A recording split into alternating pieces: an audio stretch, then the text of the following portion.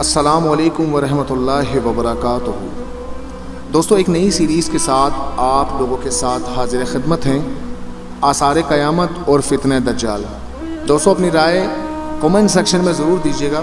Video کو آغاز کرنے سے پہلے صرف یہی درخواست ہے کہ آپ لوگوں کا ساتھ ہونا ہمیں حوصلہ دیتا ہے، تو آپ لوگوں کے کمنٹس ہمیں اس چیز کے لیے باور کرواتے ہیں کہ آپ ہمارے ساتھ جڑے ہوئے ہیں۔ اپنی رائے کا اظہار کمنٹ سیکشن میں ضرور کیجیے گا۔ تو چلتے ہیں اس سیریز کی طرف، آثار قیامت اور فتنہ دجال۔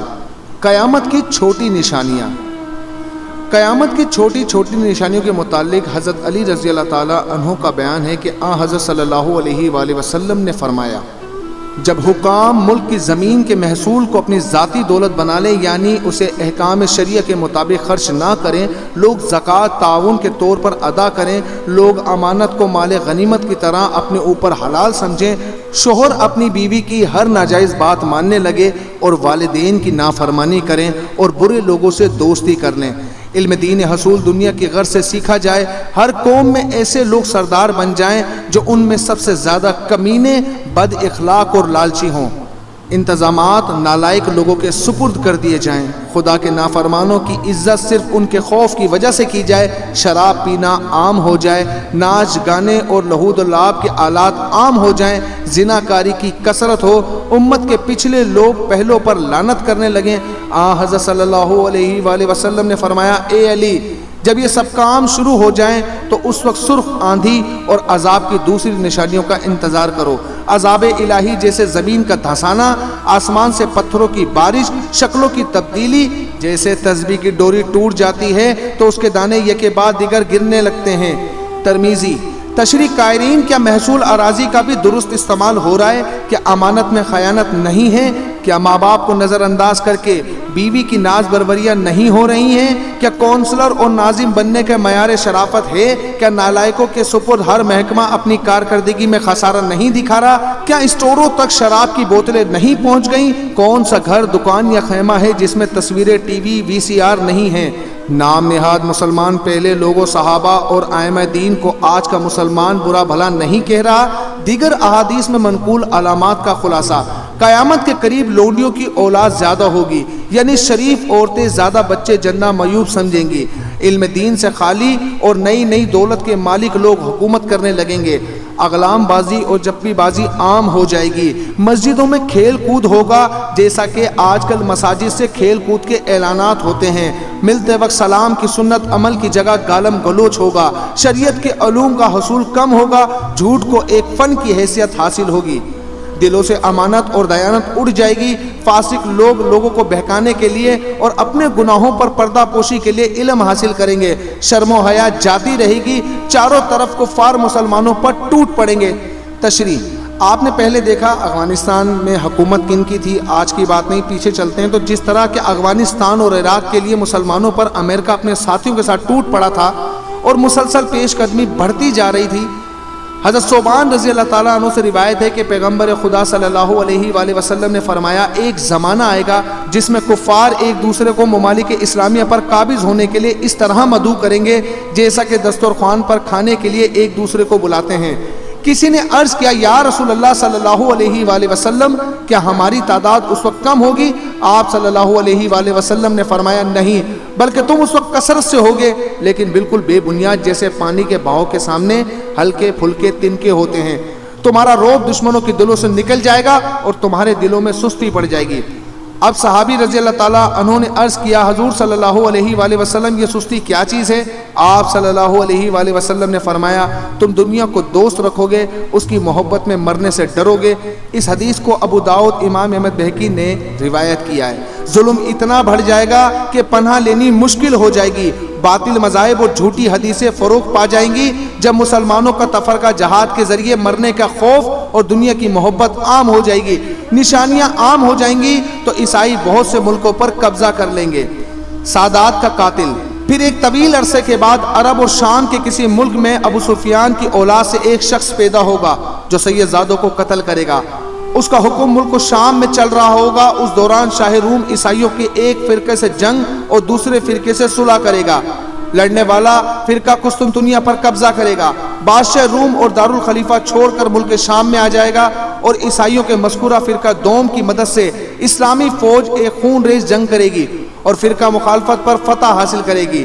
دشمن کی شکست کے بعد فرقہ موافق میں سے ایک شخص کہے گا آج صلیب غالب ہوئی، اس کی برکت سے فتح نظر آئی۔ یہ سن کر لشکر اسلامی کا ایک باہمت نوجوان شخص اسے مارے گا اور پیٹے گا اور کہے گا نہیں، دین اسلام غالب آ گیا اور اسی کی برکت سے فتح نصیب ہوئی۔ ابو داؤد۔ بادشاہ اسلام شہید ہو جائے گا، پھر مسلمان اور یہ عیسائی دونوں اپنی قوم کو مدد کے لیے پکاریں گے، جس کی وجہ سے مسلمانوں اور عیسائیوں میں خانہ جنگی کا منظر برپا ہوگا، جس میں بادشاہ اسلام شہید ہو جائے گا، عیسائی ملک پر قابض ہو جائیں گے اور آپس میں دونوں عیسائی قوموں کی صلح ہو جائے گی۔ باقی ماندہ مسلمان مدینہ منورہ کا رخ کریں گے، عیسائیوں کی حکومت مدینہ منورہ کے قریب خیبر تک پھیل جائے گی۔ اس وقت مسلمان اس تجسس میں ہوں گے کہ حضرت امام مہدی علیہ السلام کو تلاش کرنا چاہیے تاکہ ان مصائب سے نجات مل جائے۔ امام مہدی علیہ السلام کی تلاش۔ حضرت امام مہدی علیہ السلام اس وقت مدینہ منورہ میں تشریف فرما ہوں گے، اس خوف سے کہ مسلمان مجتمع کو اس عظیم الشان کام کے لیے چن لیں گے، اس لیے مکہ چلے جائیں گے۔ ابو داؤد۔ اس زمانہ کے اولیاء کرام اور ابدال حضرت امام مہدی علیہ السلام کی تلاش میں ہوں گے کہ انہیں اپنا امیر بنا کر عیسائیوں کا مقابلہ کرے اور اسلام کو غالب کر دے۔ مہدی ہونے کے بعد لوگ جھوٹے دعوے دار ہو جائیں گے۔ ان حالات میں حضرت امام مہدی علیہ السلام خانہ کعبہ کے ایک کونے رکن یمانی اور مقام ابراہیم کے درمیان والی جگہ تک طواف کرتے ہوئے پہنچیں گے کہ آدمیوں کی ایک جماعت آپ کو پہچان لے گی اور ان کے دل چاہیں یا نہ چاہیں وہ جماعت آپ کے ہاتھ پر بیعت کرے گی۔ اس واقعے کی ایک نشانی یہ ہے کہ اس سے قبل گزشتہ رمضان المبارک میں چاند سورج دونوں کو گرہن لگ چکا ہوگا اور بیعت کے متعلق آسمان سے یہ ندا آئے گی۔ ترجمہ: یہ خدا کا خلیفہ مہدی ہے، اس کا حکم سنو اور مانو۔ اس آواز کو اس جگہ کے تمام خواص و عام سن لیں گے۔ اس عبارت میں ہے کہ جھوٹے لوگ مہدی ہونے کا دعویٰ کریں گے۔ قیامت کی بڑی نشانیاں۔ علامات حضرت امام مہدی۔ ابو داؤد اور مشکات میں یہ حدیث موجود ہے کہ حضرت امام مہدی علیہ السلام سید ہیں اور حضرت فاطمہ الزہرا کی اولاد میں سے ہیں۔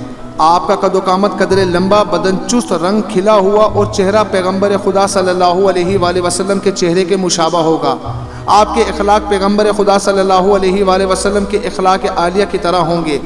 آپ کا اسم شریف محمد، والد کا نام عبداللہ، والدہ کا نام آمنہ ہوگا۔ زبان میں قدر لکنت ہوگی جس کی تنگی کی وجہ سے کبھی کبھار ران پر ہاتھ مارتے ہوں گے۔ آپ کا علم لدنی ہوگا، یعنی دنیا میں موجود کتابوں سے علم کے محتاج نہیں ہوں گے۔ بیعت کے وقت عمر 40 سال ہوگی۔ خلافت کے مشہور ہونے پر مدینہ کے مسلمان فوجیں آپ کے پاس مکہ مکرمہ میں حاضر ہو جائیں گی۔ شام، عراق اور یمن کے اولیاء کرام اور ابدال اعظام آپ کے زیر سایہ آ جائیں گے اور ملک عرب کے بے شمار لوگ آپ کی اسلامی فوج میں داخل ہو جائیں گے۔ اور یہ ایک خزانہ جو کعبہ میں دفن ہے، جس کو رتاج الکعبہ کہا جاتا ہے، اس خزانے کو نکال کر مسلمانوں میں تقسیم فرما دیں گے۔ ابو داؤد میں ہے کہ امام مہدی علیہ السلام کے خزانے کو نکال کر تقسیم کریں گے۔ خبر جب اسلامی دنیا میں پھیل جائے گی تو خراسان سے ایک شخص بہت بڑی فوج لے کر امام مہدی علیہ السلام کی مدد کی سعادت کے حصول کے لیے پہنچے گا۔ اس لشکر کا سب سے آگے والا دستہ منصور نامی ایک شخص کے زیر کمان ہوگا اور یہ لشکر طاقت و تاراج کرتا ہوا راستے ہی میں بہت سے عیسائیوں اور بددینوں کا صفایا کر ڈالے گا۔ سادات کے قاتل امام مہدی کے مقابلے میں اس سے پہلے سادات کا قاتل عنوان کے تحت ایک شخص کا تذکرہ گزر چکا ہے کہ ابو سفیان کی اولاد میں سے ایک ظالم سادات کو قتل کرے گا اور اس کا حکم ملک و شام اور مصر میں چلے گا۔ وہی شخص اہل بیت کا دشمن ہوگا جس کی ننیال قوم بنو کلب ہوگی۔ یہ شخص حضرت امام مہدی علیہ السلام کے مقابلے کے لیے ایک فوج بھیجے گا۔ جب یہ فوج مدینہ منورہ کے درمیان ایک میدان میں آ کر پہاڑ کے دامن میں مقیم ہوگی تو اسی جگہ اس فوج کے نیک و بد عقیدے والے سب کے سب زمین میں دھسا دیے جائیں گے، کیونکہ یہ لوگ حق کے مقابلے میں آئیں گے اور باطل کی حمایت میں ہوں گے۔ اسی وجہ سے ان کے عقیدے کی صحت بھی ان کے کام نہ آ سکی اور سب دھسا دیے گئے۔ البتہ قیامت کے دن ہر ایک کا حشر اسی کے عقیدے اور اعمال کے موافق ہوگا، مگر ان سے صرف 2 آدمی بچ جائیں گے۔ ایک امام مہدی علیہ السلام کو اس واقعے سے مطالعہ کیا جائے گا اور دوسرا سفیانی کو اس دھسنے والے واقعے کی اطلاع دے گا۔ تو دوستو یہاں پر اس قسط کا اختتام ہوتا ہے۔ اگلی قسط کے ساتھ آپ کے سامنے حاضر خدمت ہوں گے، لیکن اپنی رائے ضرور دینی ہے آپ نے کہ آج کا یہ ٹاپک آپ کو کیسا لگا، جو ہم نے یہ سیریز شروع کی۔ اپنی رائے سے ضرور آگاہ کیجیے گا۔ تب تک کے لیے اپنا بہت سارا خیال رکھیے گا۔ السلام علیکم ورحمۃ اللہ وبرکاتہ۔